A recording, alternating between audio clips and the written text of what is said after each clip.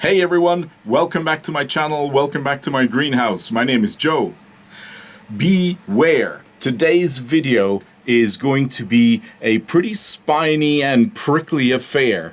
We are going to be looking at cactus spines. Not the usual video that features wonderful cactus blooms, not the usual video that features visits, but instead a video that hopefully will show you the beauty of these magnificent spines, the different shapes, the different colors, the forms that cacti have developed to actually protect themselves. And I'll tell you a little bit more about why cacti actually have spines in the first place.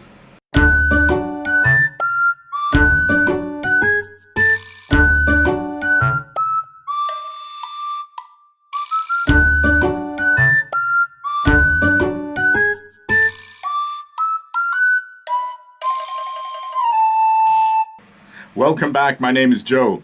It's a fantastic day to be talking about spines. You'll see in a moment why.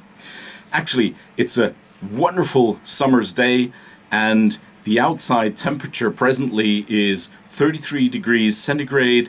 That's 91 or 92 degrees Fahrenheit, I think. And here inside the cactus greenhouse, it's a whopping 41 degrees centigrade. What's that? 106 or 107 degrees Fahrenheit. So don't be surprised if I break a little bit of sweat here over this video. What I thought I could actually do in the video today is talk about spines. These fantastic features that cacti are, of course, super famous for. Everyone immediately thinks of these spines. In fact, a lot of people call them thorns. They're not.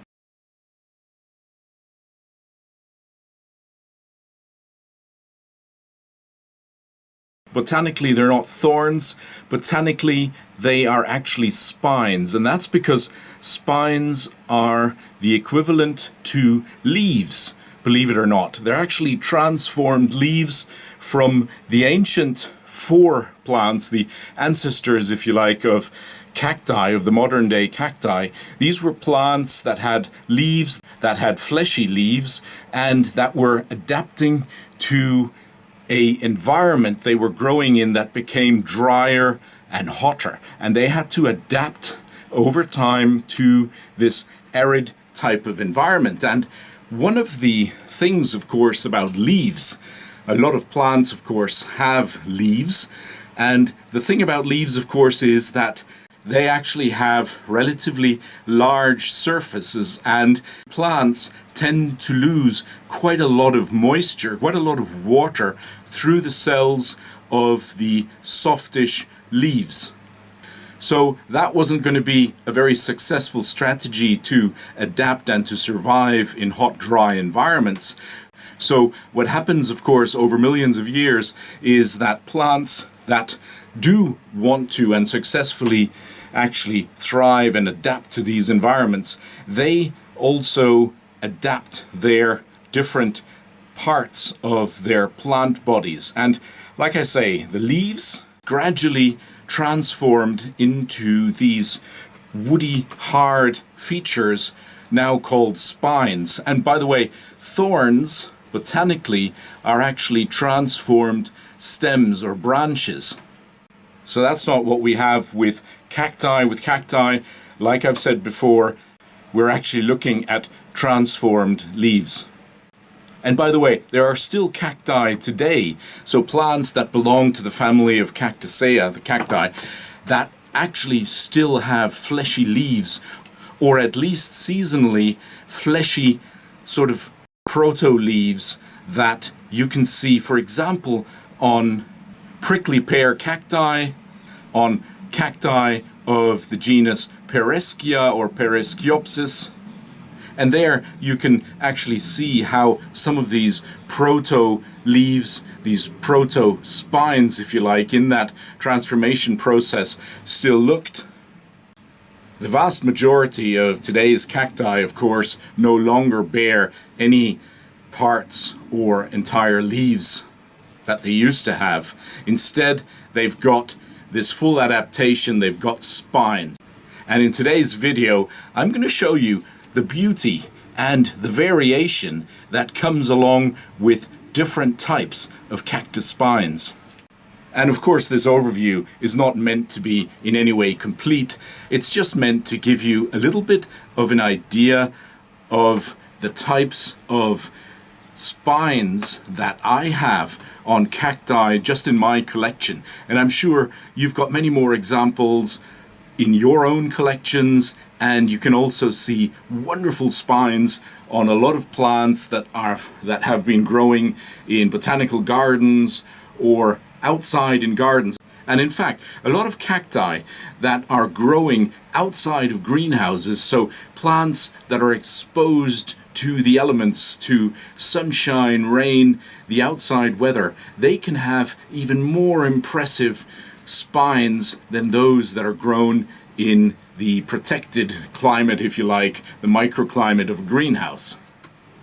And of course, the most spectacular spines are found, of course, on plants in habitat. So plants that are growing in their natural growing environments and that can develop their full morphology, their full spines, that incredible cover that actually helps protect those plants.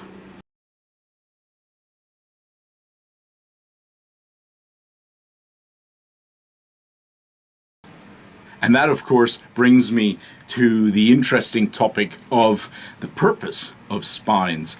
And I just said, you know, plants in their natural habitats have the most amazing spines of all.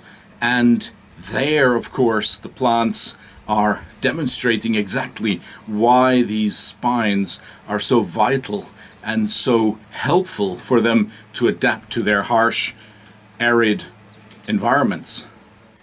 Because in fact, first and foremost, spines are there to protect the plant.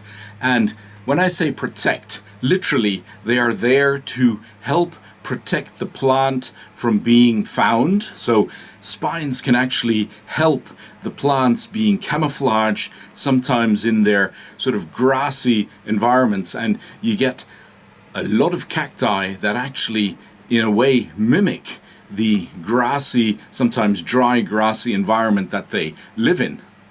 And that, of course, helps hide the plant.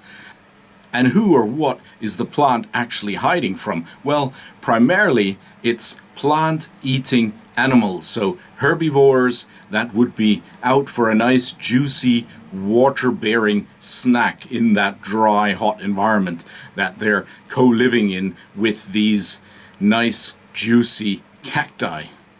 So for these potential juicy snacks not to be munched up by rodents, by rabbits, by turtles, you name it, spines, of course, offer very useful protection. So actually, in the course of evolution, those plants that, of course, were best adapted, so best protected against being eaten, were also the most successful ones in these environments. So protection against damage, against being eaten.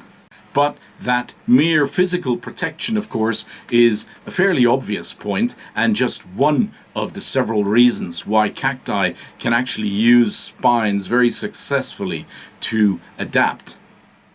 There is the other element of protection, which is against sun. So the sun, of course, beating down hard in these desert and semi-desert environments, beating down hard on the plants. Again, the plant, remember, is trying to survive in a very hostile environment.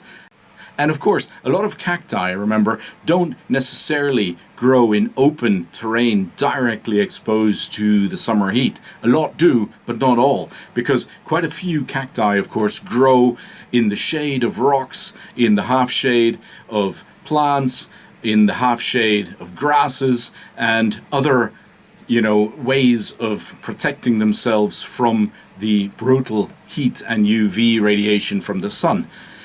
Now, this is where spines again come in, because they, of course, do protect the plant.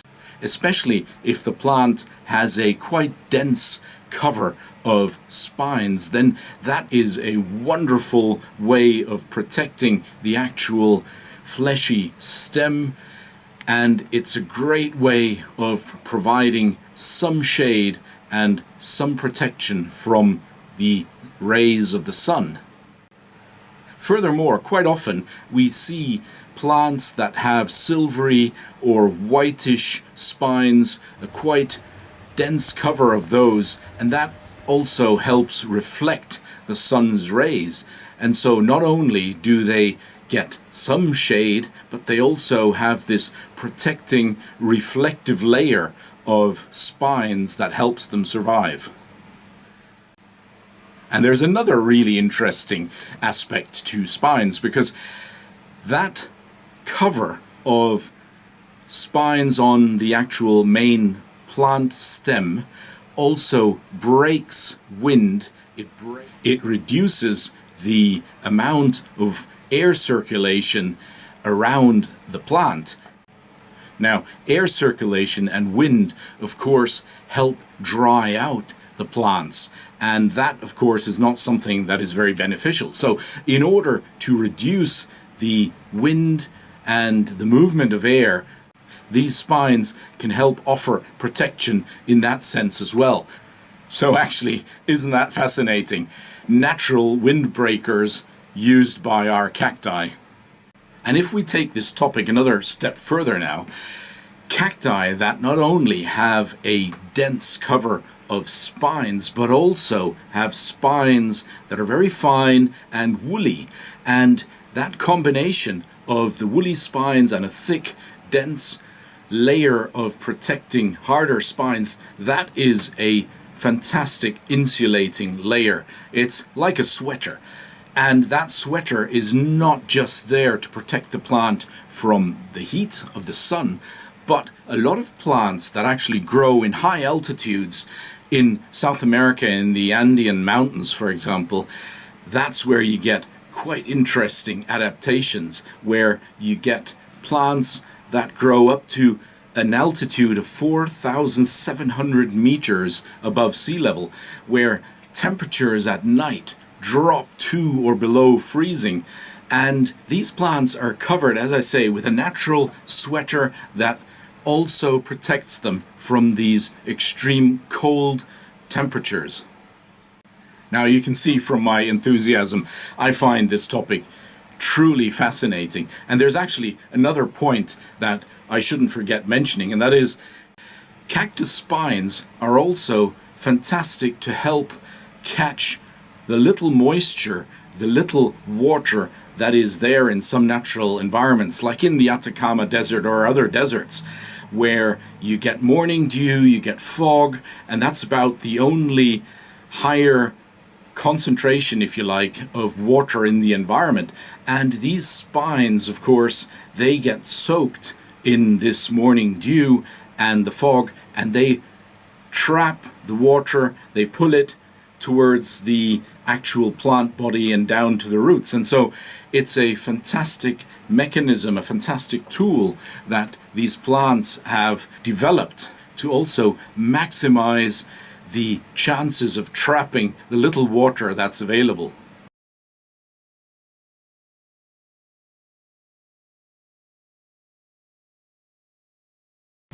One thing all spines have in common is that they all emerge, they all grow out of little cushiony, woolly type of, they look almost like little buttons. These are features that botanically are called areoles.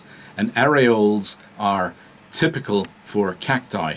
It's the areoles that produce spines, but it's also these areoles from which the flower buds are actually developed and grow. Okay, before I get carried away entirely in this topic, let me stop boring you. I'm going to now instead show you some examples of beautiful spines and different types of spines that are found on just a small selection of plants that I grow. The next time you go and see somebody's collection or your own collection, take a look specifically at the different types, shapes, colors of spines that these cacti can actually develop. Of course, we're normally drawn to the beauty of the blooms of these plants, but there is a very specific, unique beauty just to these spines of the plant.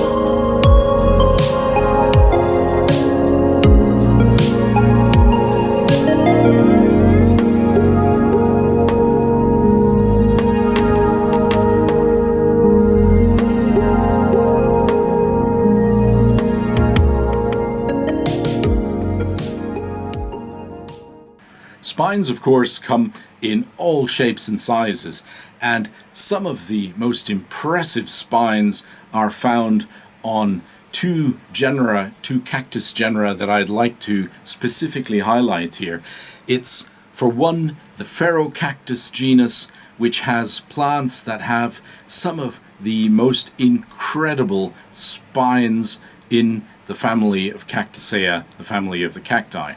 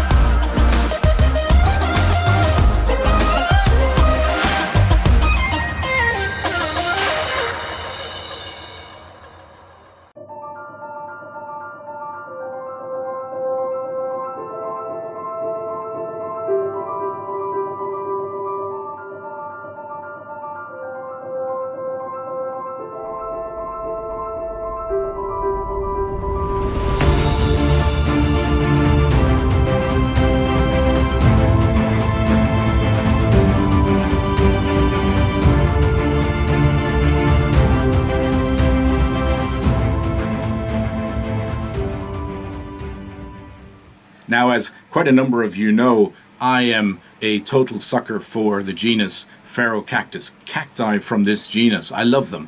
They are beautiful plants, and seeing them in my own greenhouse just gives me real pleasure. And seeing them in their natural habitats is even more amazing. These are just incredible plants that are growing out there many decades, some of them way over 100 years old, and they have not only the most amazing spine cover, but they are also just beautiful plants to look at. Gentle giants that grow among the saguaro giant cacti in the Sonoran Desert of Mexico and the US. And equally, I'd like to highlight that there are some species in the genus Trichocereus that have the most beautiful, the most amazing, unbelievable spines. Just take a look at these.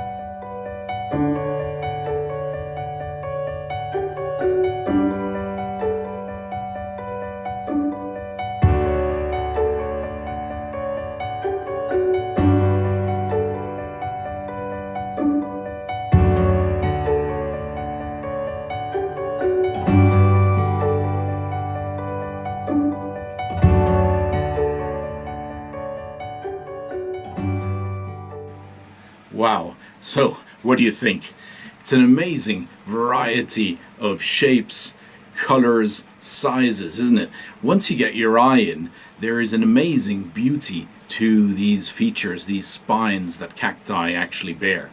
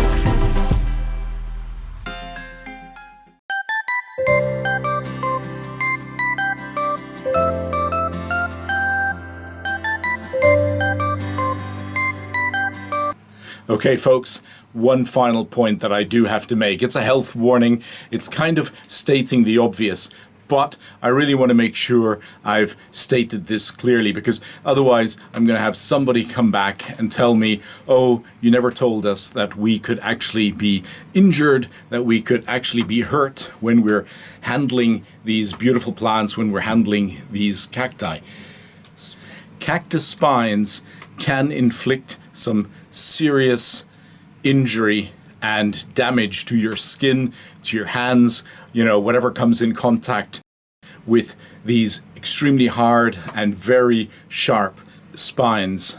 So always use your common sense, protect yourself, protect the plants, use thick gloves if they help, use some sort of a thick paper wrapping. Bubble wrap plastic can sometimes be quite useful. There's various tricks out there. I'm not going to go into detail, but I just want to make sure that I've spoken out on this as a word of warning. As beautiful as cactus spines are, you've got to be aware, you've got to be careful when you're handling these plants, especially repotting them. So stay safe and enjoy these plants with the degree of respect that they deserve.